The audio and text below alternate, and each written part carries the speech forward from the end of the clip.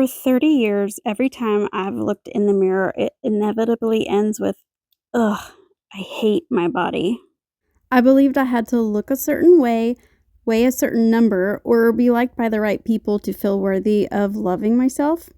I didn't realize how much time I've wasted chasing something that would really never make me happy. If I could sit down with my 20-year-old self, this is what I'd say. The number one thing that I would tell myself is going to be not to spend your time with the wrong people. And you might be like, okay, well, how do I figure out who the wrong people are? Like, automatically, like, oh, people in bars, drinking, whatever, drugs. No, that's not what I mean. What I wanted back then the most was like to be accepted and feel like I fit in. Having those feelings led to me spending time with the wrong people. Like, growing up, I had zero inkling that any boy ever liked me. And like I would just sit back and like watch my friends like, oh, this boy likes me, and like giggle and like have fun with them and like try to play matchmaker. Like it made me feel like somehow I was like a part of it. There was like one crush on a boy, but that never went anywhere. And he was supposedly liking me too, but I don't think he really did. I found out like two of my friends were like planning on having an apartment together and like living together, and it was like, oh, I want to too. And so somehow it became like one of them living with me, and I'm like, okay, I'm included in this, and it was super exciting. And until it wasn't. And you know what I kind of realized?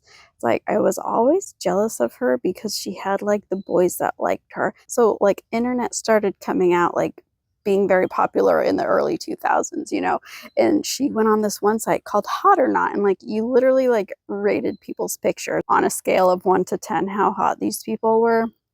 And I remember choosing a picture, like I had curly hair. I was laying on my stomach so I could like hide my stomach because I was chubbier than she was. And I think my rating, it was like a 6.8 or a 7 from like random strangers. And like that just made me feel so terrible.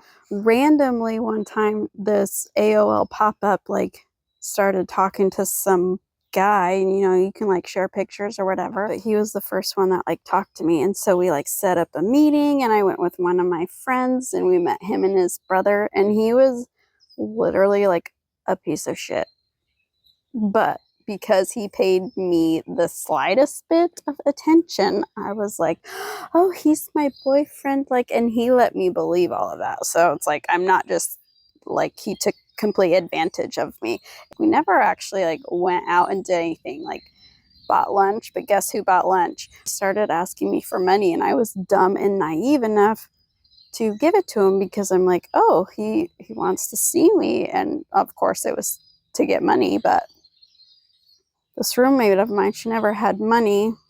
She didn't want to just hang out. We wanted to go out and do things, but I was the one that always paid for it.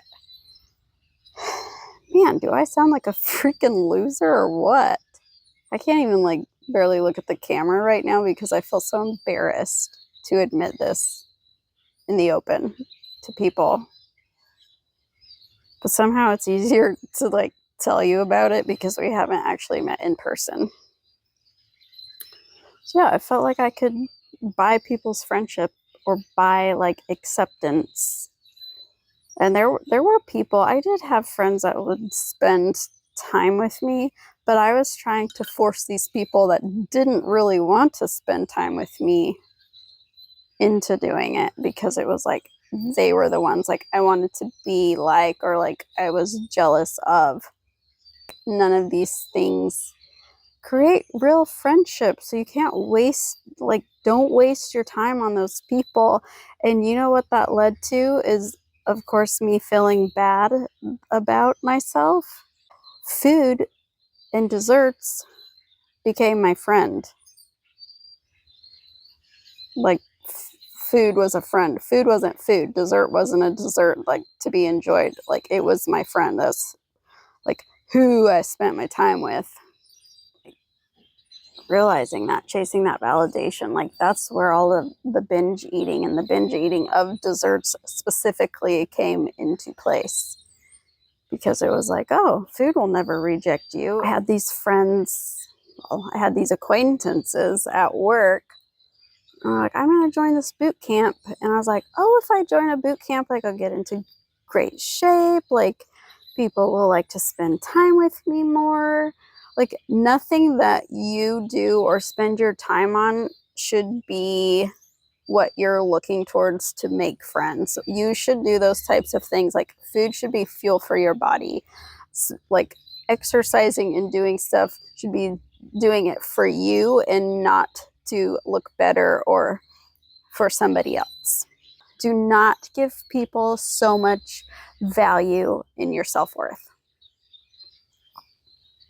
If you can't find somebody that you is like worth your time, just hang in there. Don't compromise for yourself because it's just going to have the worst long-term side effects. The next thing that I would tell myself is not to do a specific diet, because when you look into the specific diet, you see the popular people who promote this diet. And of course, they are always the ones that are already in shape. And this started forming my idea about my body. Or like, okay, I'm doing what these people are doing. Why do I not look like them?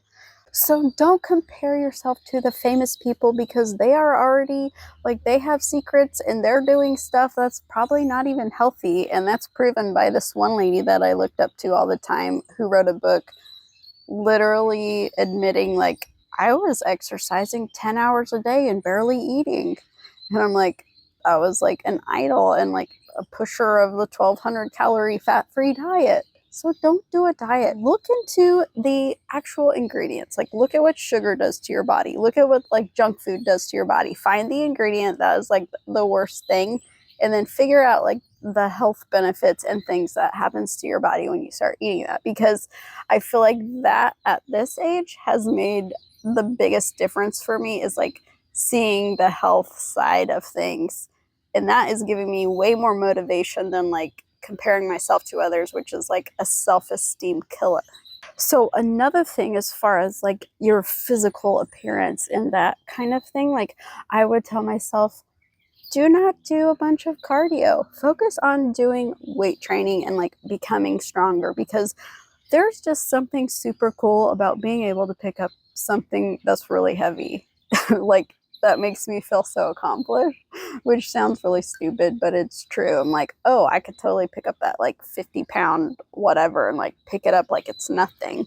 And honestly, like I've learned now, like the more muscle you have, it helps your metabolism more, like, and the older you get, which helps like burning fat. And so I would tell myself to stop walking on the treadmill for like an hour and a half every day and start lifting weights and focusing on getting stronger. Another thing I would tell myself is don't buy a scale. And that might sound stupid, but I am so obsessed with my weight and the number on the scale that if I would have never bought a scale, I feel like half of that would go away. Instead, you should measure, like go to the store and find this super cute dress or skirt or pants or whatever and measure your progress that way. Because not having a number on the scale, like that can fluctuate by so many different things, like water weight, your cycle, like how much muscle you have in your body, like all of that stuff is different.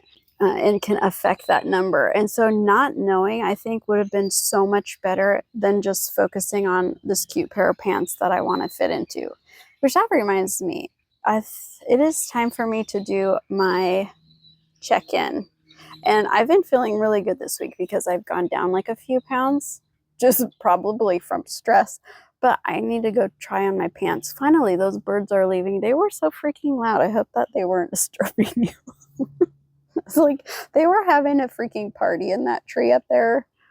But now there's like 100 of them. It is okay not to have those same beliefs as your parents or your family that you grew up with. Beliefs can change. Your values can change. It can evolve. Just because you don't believe in the same thing as your parents, a friend of yours doesn't mean that you're a worse person than they are. Your beliefs are just as important and make you just as valuable as anybody else. I grew up in a religion that was really strict. And when I was in my early 20s and like even as an adult up until like my mid 30s, so I had my rebellious stage in my early 20s, probably until I got married. But it was like, okay, it's okay to go out to a bar and have a drink with a friend. Like that gave me so much guilt and shame because your beliefs can be different than mine. It doesn't make us any less value or more valuable than the other person. There's a few very superficial things that I'm going to throw in here that I wish I would have listened to my mom for. One, always floss and brush your teeth. At least floss every night. I feel like if I would have flossed more, I wouldn't have had to do like this tooth extraction and like put in or a tooth implant or whatever you call it. Do that.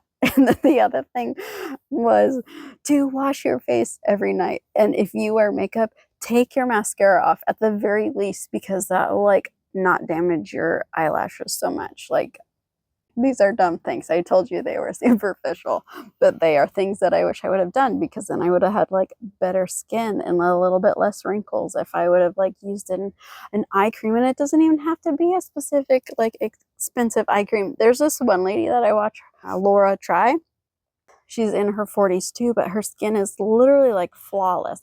And she did this video on it. I'm going to put a link down in the description, because I was like, this is amazing advice for like what products to use and not needing to buy like the $400 eye cream. That's absurd. Okay, so take a look at that if you want to know like a good thing. And like she does actual like science-based results. So she's kind of cool. Anyways, it is super echoey in here because this bathroom is like 2 stories high and ridiculous. Let me grab my pants to do my try on. I'm kind of nervous about this because I haven't been doing like a super strict workout regime. The number on the scale has gone down a little bit, so that's okay. Dang it, I was hoping they would go all the way up. Okay. I'm embarrassed to show you the front, but they are up higher on my hips than they were last time. There is 0 chance in hell these are gonna close. Like I have such a big tummy, and not even just from like after kids. All right, let me take these off before I rip the zipper. So I have spent over 30 years hating myself and believing these things about myself, like you're not good enough, you can't control yourself around food, like food is you're literally like one of your friends, and that's just not true.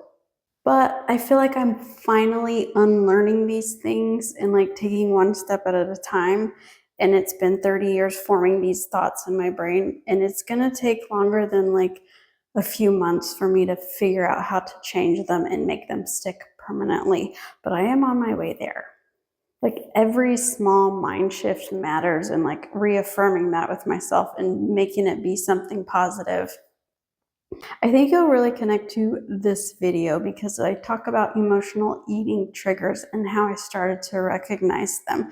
Doing that has been a complete game changer for me, so click here and let's keep moving forward together.